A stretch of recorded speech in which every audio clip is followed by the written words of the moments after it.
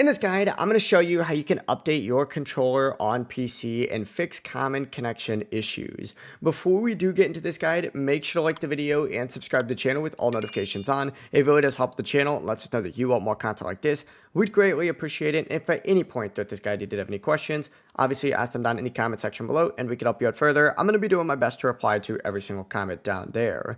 Now this first step is optional. As you can see, I am on my Xbox right now. If you do have access to an Xbox, connect your controller to that Xbox, go to the settings just like so, and then scroll down on your settings until you see the devices and connections tab. Select it and then go to controllers and headsets, find your controller, hit the three little dots right here and select update now. This will just update the firmware of the controller itself. It's worth doing if you have the ability to do so. If not, don't worry, that is a complete optional step. For the rest of this, we're going to be doing this on PC. You're going to need a USB cable so that you can connect the controller directly to that computer. Once it's ready, go to the search bar on the PC and just type in Microsoft Store and open up the Microsoft Store. In the store itself, go ahead and search for Xbox accessories. Select it, open it up. You're going to see the free app right here. Go ahead and hit get on this app just like so. It'll go and download, and what you need to do once it does download is open it up, plug your controller into the PC using the USB-C cable, and then if everything is connected properly, your controller is going to show up in the app. From here, you're going to be able to update the controller. If the update's available, select it.